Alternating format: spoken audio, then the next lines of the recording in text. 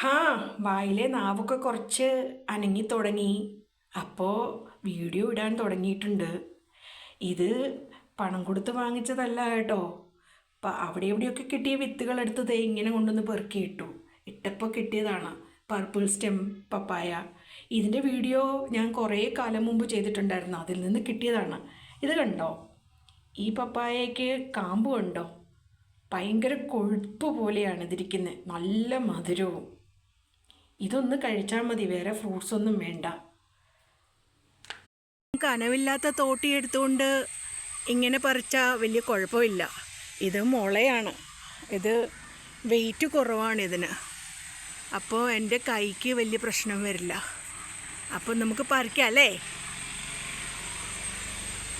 വണ്ടിയുടെ സ്വരം റോഡിൻ്റെ സൈഡിലായതുകൊണ്ടേ വണ്ടികൾ ഇഷ്ടം പോലെ പോകുന്നുണ്ട്. അപ്പം നമ്മുടെ മാങ്ങ പറിച്ചിട്ട് ഇങ്ങോട്ട് വീഴുമെന്ന് നോക്കാം. വീണു. അപ്പോൾ ഇതാണ് നാട്ടുമാങ്ങയാണ്, നല്ല പഴുത്ത മാങ്ങ. വേണോ? അപ്പോൾ ഇന്ന് ഇത്രയും കിട്ടിയിട്ടുണ്ട്. ഇത് ദാ പഴുത്തിട്ടുണ്ട്. ഇത് ഞെങ്ങുന്ന കണ്ടോ? ഇത് ഞെങ്ങിയത് പഴുത്തതാണ്. ഇതും പഴുത്തതാണ്, കണ്ടോ? ഇനി നമുക്ക് മുറിച്ച് നോക്കാം. ഇത് പച്ചയാണ്, ഇത് നാട്ടുമാങ്ങയാണ് കേട്ടോ. ഈ കഞ്ഞിക്കകത്തൊക്കെ പിഴിഞ്ഞു കുടിക്കുന്ന മാങ്ങയില്ലേ, അതാണ്.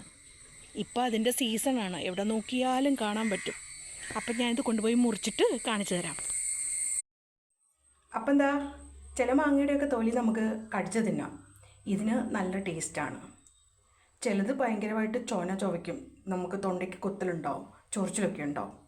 അപ്പം എന്തേ കുറച്ച് പൈനാപ്പിളും ഉണ്ട്. ഏത് വേണം?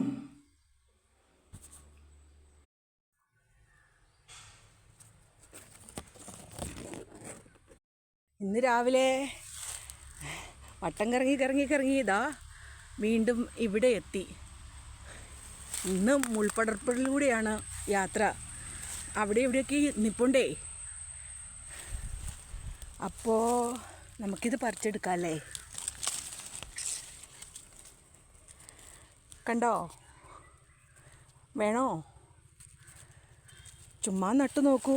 ഇതാ ഇതിൻ്റെ ഈ സാധനം ഒടിച്ച് മണ്ണിലൊന്ന് വെച്ചിട്ട് ഒരു വർഷം തികയുമ്പോഴത്തേക്ക് ആയിക്കോളും. ഒന്നും ചെയ്യേണ്ടി വരില്ല, ചുമ്മാ ഇങ്ങനെ കിടന്നാൽ മതി.